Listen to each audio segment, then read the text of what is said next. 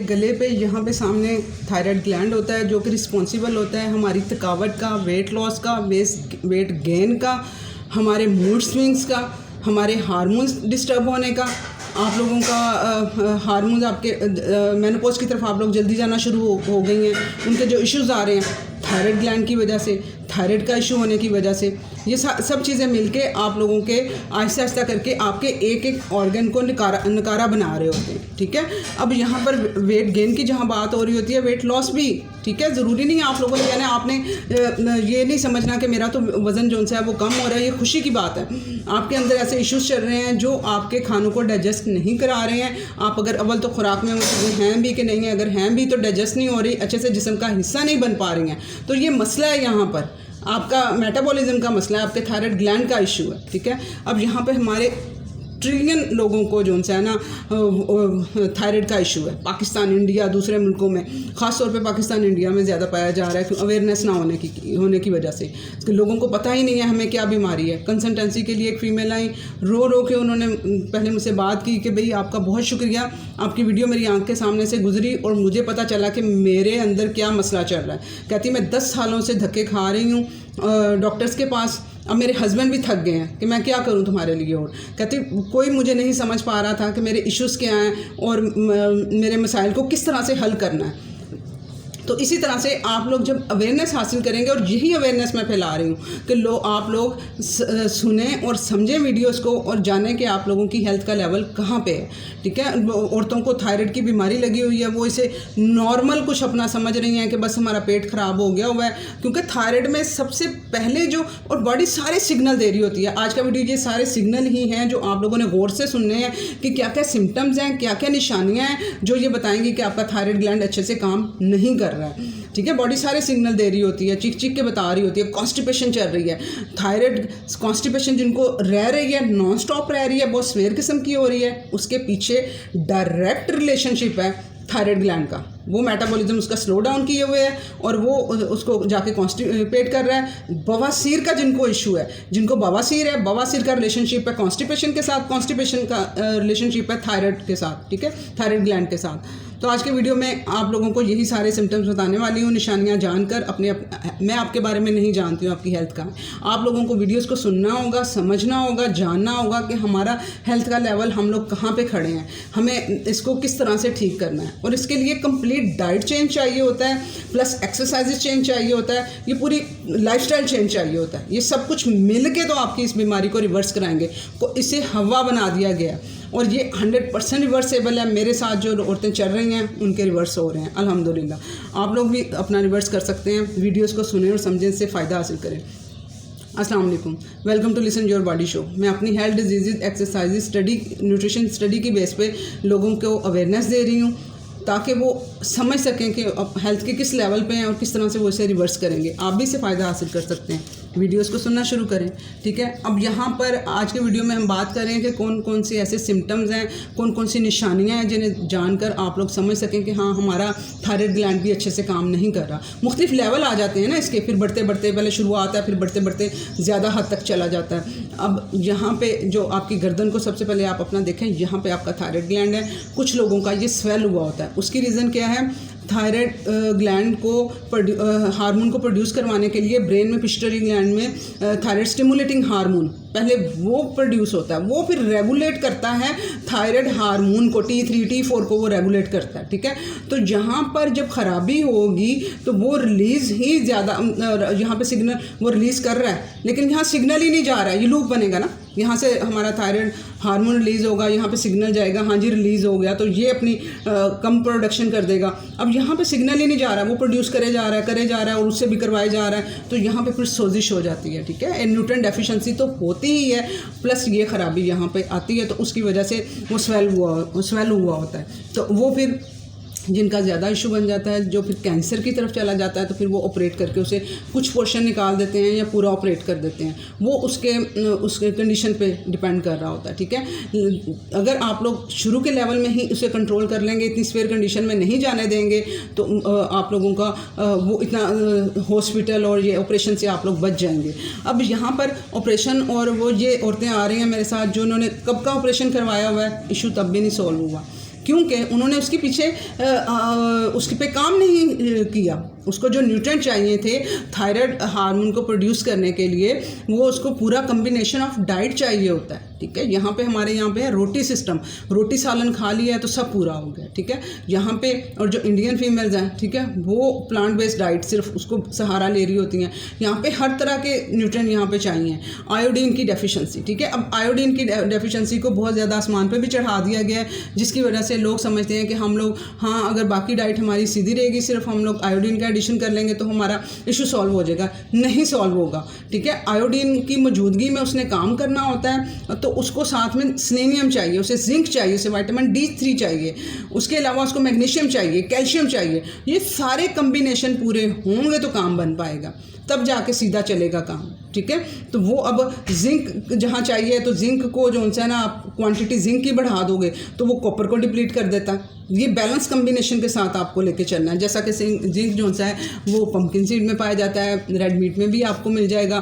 تو اب جو وہ آئرن وہ کاپر ہے, میں کہہ رہی ہوں ساتھ میں وہ کاپر کو ڈپلیٹ کر دیتا ہے, ہمیں کاپر بھی چاہیے.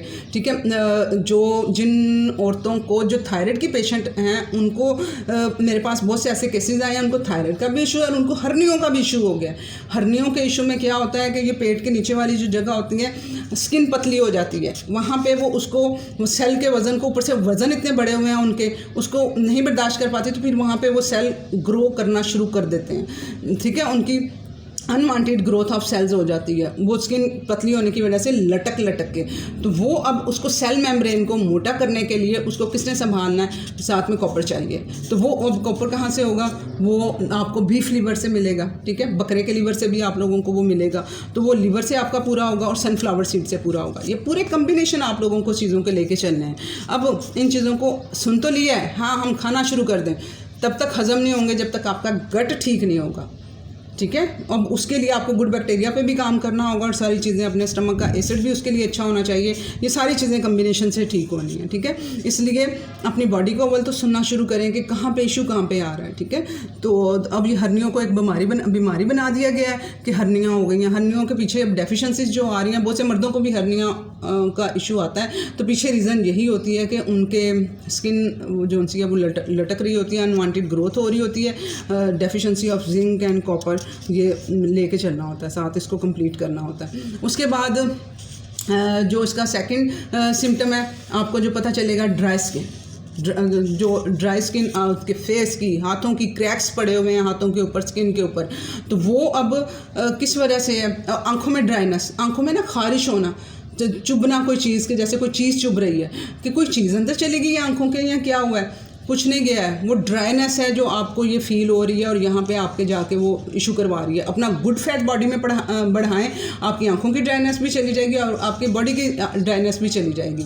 تو اب ڈرائنس جو سی ہے وہ صرف کھا لینا, پتہ نہیں آپ کی ڈائٹ میں گڈ فیٹ ہیں کہ نہیں ہے. اپنی ڈائٹ میں گڈ فیٹ, انڈے کی زردی, دیسی گھی, مکھن, کوکونٹ, یہ سب چیزیں آپ شامل کریں تاکہ جو سا گوشت ہے وہ چربی سمیت بنائیں تاکہ گڈ فیٹ آپ لوگوں کے پورے ہوں. اب گڈ فیٹ اول تو ہیں کہ نہیں ہیں, پورے ان چیزوں سے کر لیں گے. اب وہ ڈائجسٹ بھی ہو رہے ہیں کہ نہیں ہو رہے. اکثر جو سا ہے, اکثر کیا جانے کہ جب میرے اوپر کام کا کافی سٹریس ہوتا ہے تو میرا فیٹ, مجھے پتہ چل جاتا ہے کہ آج میرا فیٹ ڈائجسٹ نہیں اچھے سے ہو رہا, مجھے وہ ڈکار اس طرح سے اور اس طرح کی فیلنگ وہ آ رہی ہوتی ہے, تو میری باڈی مجھے سگنل دے دیتی ہے کہ آج تمہارا یہ ڈائجسٹ نہیں ہوا. اور اگلے دن جب میں صبح اٹھتی ہوں نا تو میری اسکن جو سی ہے نا, ادروائز میری اسکن اسموتھ ہے بالکل, ینگ لڑکیوں کی طرح ہوں عورت, اور ینگ لڑکیوں کی طرح میری فیس کی اسکن اور ہاتھوں کی اسکن سافٹ ہے بالکل. اس دن میری ہارڈ ہوئی ہوتی ہے, نوز پہ یہاں پہ ڈرائنس آئی ہوتی ہے, یوں کریں تو آپ کو ڈرائنس فیل ہوگی. ٹھیک ہے, اور ہاتھوں کی وہ کریکس سے آپ کو فیل ہونا شروع ہو جاتے ہیں. وہ میں اس کے لیے ریڈی ہوتی ہوں جب مجھے پتہ چل جاتا ہے کہ آج میرا فیٹ ڈائجسٹ نہیں ہوا ہے. تو اس وجہ سے اپنے اسٹریس لیول کو بھی ڈاؤن کرنا ہے تاکہ وہ آپ کا ڈائجسٹ ہو سکے. اپنے لیور پہ کام کرنا ہے, اپنے پتے پہ کام کرنا ہے.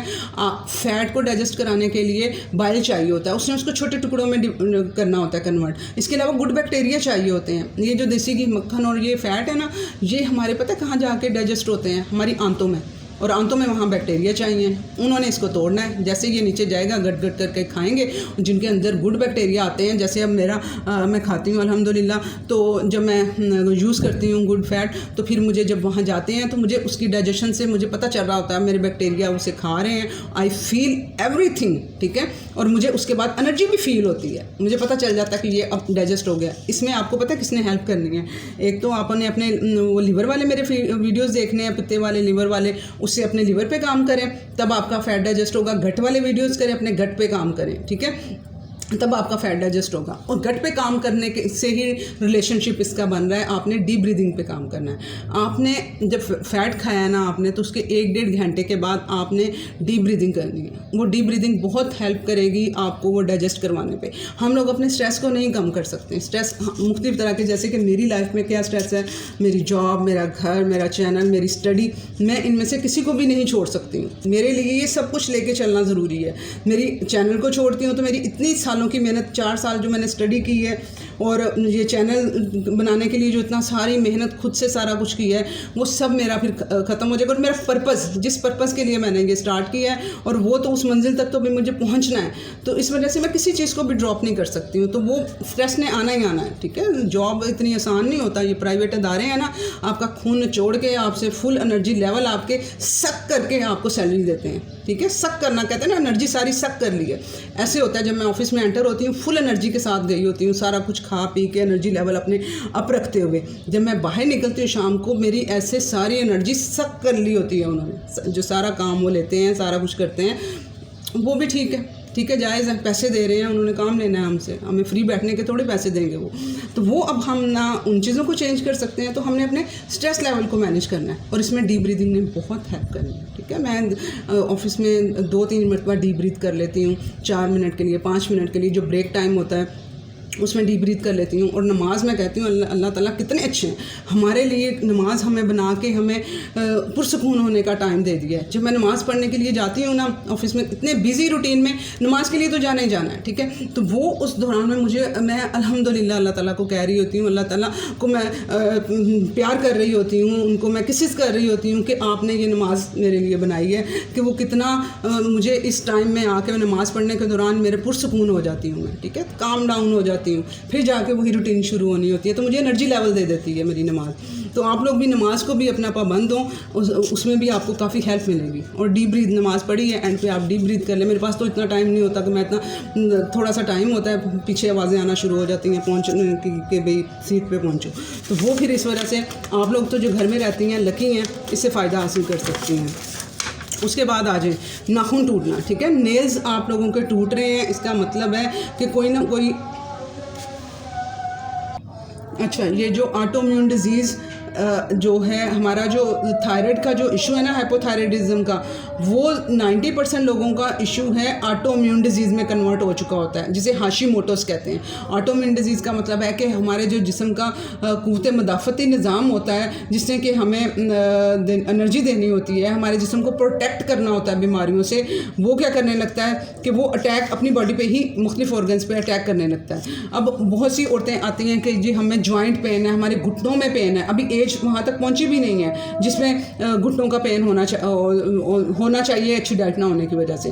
तो वो अब क्या है कि ऑटोइम्यून डिजीज़ में वहाँ पे अटैक उसकी बोन्स पे हो रहे हैं, उसका डाइजेशन अच्छा नहीं है, तो वो फिर जाके हड्डियों पे, जॉइंट्स पे उसके अटैक कर रहा होता है। तो अब यहाँ पे नाखून आपके टूट रहे हैं, ये सिग्नल मिल रहा है कि आपका डाइजेशन बेहतर नहीं है। आपकी नंबर 1 डाइजेशन बेहतर नहीं है, जो आप खा रहे हैं वो लग नहीं रहा है। नंबर 2 आपकी डाइट में प्रोटीन पता नहीं अब है कि नहीं है, इसके लिए प्रोटीन भी चाहिए होता है। अब प्रोटीन खा लेना और हज़म हो जाना दो अलग अलग चीज़ें हैं, दोनों काम होने चाहिए। प्रोटीन आपकी डाइट में होनी भी चाहिए और वो डाइजेस्टेबल भी होनी चाहिए कि उससे आप हज़म करके जिस्म का हिस्सा बना लें। तब आपके नाखूनों की, अपने देखिएगा, जब अच्छी होने लगेगी आपके नाखूनों की ग्रोथ भी अच्छी होने लगेगी और वो टूटेंगे भी नहीं।